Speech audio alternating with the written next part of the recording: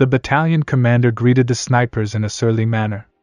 With a kind of stern unapproachability he looked at the newcomers, showed them their dugout, and grimly muttered, "You will live here!" He did not even ask about anything, did not introduce them to anyone, and did not say a kind word to them. He turned around and was gone. Certainly, the snipers thought, the commander is dissatisfied with the fact that instead of the Siberian snipers some girls were sent to him as reinforcements. It wasn't until the next day that they found out what was going on. "Dear Maria Dmitrievna, your lieutenant's son died a hero's death by a Nazi sniper's bullet on January 6, 1944. Dear Grigory Arkadyevich, your son, junior lieutenant, battalion Komsomolzhmet, died a hero's death. For 2.5 years of war the captain had to write more than a dozen such letters. And each time, as if for the first time, his hand stubbornly resisted. The day before the eyes rose up yesterday. Just now the lieutenant dashing off, well here he is, quite alive, came out of the control of the battalion, his voice stands in the ears. And in a minute a sniper bullet broke through his temple. Half an hour later they informed about the death of the Komsomol member. He was preparing 2 soldiers to join the Komsomol. They told him to call the soldiers to his place. No, he went himself. He was told that they would not respect him if he was to stir up bureaucracy in such a case. But now our Komsomol leader is gone. And it's in a lull, there hasn't been any serious fighting for 2 weeks. Damn sniper! And against him they sent some green, unexperienced girls. They can't handle a guy like that.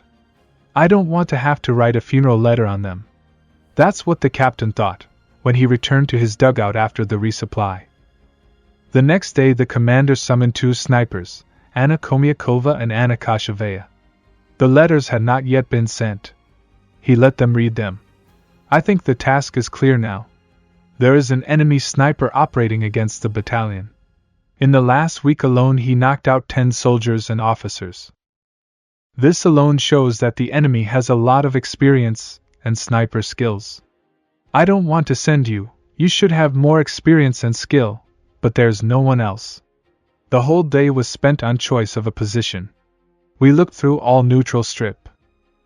Near an arrangement of the 2nd Company where the Komsomol leader was recently killed, we have found a shallow ravine, but in it still it was necessary to work well to disguise properly. We calculated in advance, while it was still light, what we should do, and at night in the darkness we began to prepare a shelter. Fortunately, heavy snow fell in the morning, so the noticeable snowdrift at the edge of the hollow seemed perfectly natural and all traces were covered. In the morning we lay down. The enemy trenches were perfectly visible. The fascist soldiers were not afraid of anything and were walking behind the parapet almost at full height. In any case, every now and then dark green helmets appeared before their eyes. But that sniper was gone, no sign of him. Suddenly something tasty smelled from the German positions. And in front of the snipers the helmets were huddled together. The girls, as if in conspiracy, simultaneously shot 2 soldiers. A commotion broke out in the trench. Indiscriminate firing began on the other side, but the snipers left the ambush in time. They were immediately ordered to the battalion's CP. The captain was pacing the short space of the dugout. He calmed his anger, then sharply turned round and with undisguised irritation said, "You opened the sniper account? Congratulations. Next time for such exploits I will give you 3 days of arrest. You were given the order to neutralize the sniper. Instead, you took out 2 useless bastards. Yes, they're fascist enemies. But not as dangerous as that sniper. That's him, your one and only enemy for today. You never found him. What's more, with your ridiculous volley at the common soldiers you demasked yourself. Now the enemy knows for sure that we have snipers. You have made the task harder for yourselves. You worked all night long on the ambush, built it, camouflaged it, and now you have to look for cover again, prepare it for the hunt again. And the German would now be more careful and would not give himself away so easily. We had to choose a place for the ambush all day, just like yesterday, and plan the work for the next night. We wanted to position ourselves in front of the 3rd Company, but the Germans fired on the 1st Company during the day. We had to make an ambush there. The neutral strip was a level field, only about 40 meters from the enemy trenches, and from ours all 300 a small island of shrubbery. As risky as it was, we had to choose shelter in this willow tree, there was nowhere else. At night in camouflage cloaks we crawled. We had to stop frequently, because the Germans were firing flares. But nothing happened and the girls were not spotted. Anya Komiakova is all right, she is almost a local person, from the suburbs of Moscow, she is used to the frosts. And Anna Kosheva, she had to be tough, because she was born and grew up in warm places, in the south of Kazakhstan. So -12, seemingly trifling temperatures, and even without wind and sunshine was for a girl a serious test. Yesterday in the excitement she did not have time to feel it, but now. For 4.5 hours she lay motionless. She could not move after all the Germans were 7 times closer than her own. Today the Nazi helmets were much rarer than yesterday, an officer's cap flashed a couple of times. Anya Koshevaya with annoyance bit her lip to blood. She wanted to punch a fascist so badly. But she couldn't. Even if he is a general you still can't. Today you need a sniper and only a sniper. Where is he hiding? Anya peered at the positions of the enemy, at his echelon of defense, in the field of the neutral strip. Over there, on the right, some bump, a little more snow on it. Anna began to look more closely. No, a bump. Right, a bump, no way to hide behind it. Anna nodded to her friend at that suspicious snow bump. And not a moment later something sparkled from it. A shot rang out. Koshevaya instantly shifted the muzzle of her rifle to the mound, and in the sight she saw a slight movement from the bump. Immediately pulled the trigger and hit. A dark spot began to blur across the snow, and the sniper rifle flung upward and fell. Joy was bubbling, begging to come out. But the sniper had to endure. The position of the girls was not the best indeed. And after the shot they are supposed to change it. And how can you change it here? It's a flat field, the Nazis will aim for the whole neutral ground, if they haven't already. So we'll celebrate at home. At least it gets dark early in winter, at 5 o'clock we can go back. It was getting dark. Briefness of the January twilight is the beauty of it. The snow at first turned blue, then got bluer and bluer. Now we could go back. At the CP the commander was interrogating the captured German non-commissioned officer. The German was babbling something and the word, Berlin, was clearly distinguishable in his speech. The captain concentrated his attention, though he did not know German and could understand nothing. The interpreter's eyebrows went up in surprise, he could hardly wait till the prisoner finished his statement. Comrade Captain, they killed the instructor from Berlin with one shot. He was sent here from Berlin to keep us in fear. And at the same time he taught the Germans how to aim, camouflage, well, everything they teach snipers. He's the one who killed our Komsomol leader. And the girls only the 3rd day on the front sent him to the next world. The severe combat looked at the girls with a proud look and smiled a little. Now yes. Now congratulations. The presence of snipers seriously affected the situation on that section of the front, which was held by the 758th Rifle Regiment. The enemy's losses became more tangible day by day. When one day two and detected an enemy command post and fired on it, there was complete panic in the enemy's position. On the other side they put on loudspeakers and shouted, "Russ Ivan, take out the sniper! We'll take out our own." The latter was quite ridiculous. There were no snipers left here, the Nazis. The last one was taken off 2 weeks ago from the 3rd Battalion. But you still had to keep your ears open, they might send new ones. That's what happened on a sunny day in May. During another hunt Anna Komiakova was killed by a German sniper. 2 shots rang out towards each other. On the next hunt, Koshevaya came out with a new partner. Her name was also Anya Gremith.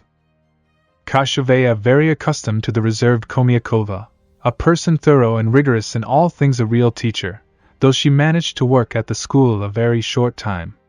And here comes this newcomer, almost anything laughs, on the 3rd day almost with the entire battalion met. What kind of sniper is she? Too frivolous. That was my first impression. Not in the best of moods, Kashevaya went on a mission with her new partner. The new girl was not as collected and focused as she had been yesterday. Where had her cheerfulness gone? Her face was pale, her lips pressed together. In the moonlight her features were sharper and more threatening. We dug in before dawn. Gremeth acted with the spade with rare precision, even with finesse. And her camouflage turned out a complete artistic composition. Gremeth even managed to use flowers for concealment. Well, thought Kashevaya. Let's see how she will shoot. And she finally decided for herself that she would make adjustments herself, and leave the shot to her partner. We had to wait a long time. The newcomer passed the first test for patience. And today was not an easy one. The terrain is low-lying, the mosquitoes with a spring frenzy rushed on the motionless victims. But Gremeth didn't give a damn. She fixed her eyes on the telescopic sight, and it was as if nothing existed around her. The machine gun rang completely unexpectedly. 300 meters away, much to the right of the snipers, they had to change their position. The fascists had their firing point well camouflaged in the thick bush, and they had also dug in, as if the machine gun itself was firing at our position, without its servants. Shoot the crew! In a whisper ordered Kashevaya. But how could they do it, when the enemy was invisible? The shot rattled the concentrated search for the target. Kashevaya jerked to scold her partner, but she herself almost cried out in surprise. The machine gun went silent. Gremeth put a bullet in Hitlerite. Hardly he lifted his head above the parapet. Fuss around the killed, but here already Kashevaya killed the second. And at the same moment a deafening, enthusiastic "Hurrah!" sounded from the side where the machine gun had just been firing. Ours went on the attack. Anya Grimmut more than once later delighted her friend with her amazing sniper intuition. She somehow turned on the target and felt it a fraction of a second before it appeared in her sights. She explained simply, "I got it from hatred. I am a Leningrader, and Leningraders have their own accounts with the Nazis." One day Kosheva was called to the regiment commander. She came back happy, even dizzy. "Anya! Tomorrow is an attack. Can you imagine? You and I were included in a guard of the battle flag." The evening passed in joyful haste. When we were walking to the headquarters, the Leningrad girls suddenly stopped.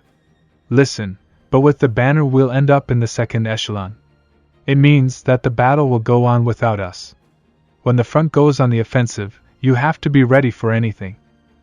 On the sixth day of the general movement of the 3rd Belarusian to the west, a group of standard-bearers of the 758th Regiment was on its way to the new headquarters. The route had been worked out yesterday in all the details. The 3rd and 1st Battalions had already walked along it. And suddenly, along the highway straight towards them, the whole column of the Hitlerites. Cut off from the main units, they probably tried to break through to theirs. The forces were obviously unequal. Try to bypass? It was too late. We must take the fight. And even better to impose themselves. At the major's command, the groups scattered on both sides of the road. They gave a volley. Quickly changing positions, they fired at the enemy and did not let them get back, and, most importantly, to understand that the group was small. The girls covered the movement of the standard-bearer, a scout from the 3rd Battalion, around the battle. It seemed to be accidentally, without any orders, but it was right, because their shots were the most accurate, and not a single Hitlerite was able to get close to the relic of the Guards Regiment. On July 3, 1944, in Moscow, Levitan announced the liberation of the city of Minsk. And late in the evening there was a salute. And at that time Anya Kashevaya led a squad of snipers to a fork of 2 roads southwest of Minsk. They were combing the woods. Anya Grimmut was the first to see the fascists. There were a lot of them. The squad was dispersed in a semicircle. The girls deftly, sniper style, took cover, and in that pitch darkness every bush was a shelter. Instead of the order, Kashevaya gave a shot at the first Hitlerite, apparently an officer. And not a minute passed, as 10.5 fascists fell down, killed by sniper bullets. The panic began. They rushed to run, but they were not there. The fugitives were also overtaken by neat shots of girls. Then the fascists threw down the weapon and raised their hands. In the morning the prisoners could not come to their senses when they learned that the large group of Russians that had surrounded them consisted of only 7 girls. But for them the incident was only an episode. Long kilometers of unreconquered Soviet land lay ahead of them. And separation, which commanded Anna Koshevaya, reached Berlin. Anna Gremeth died in the last days of the war.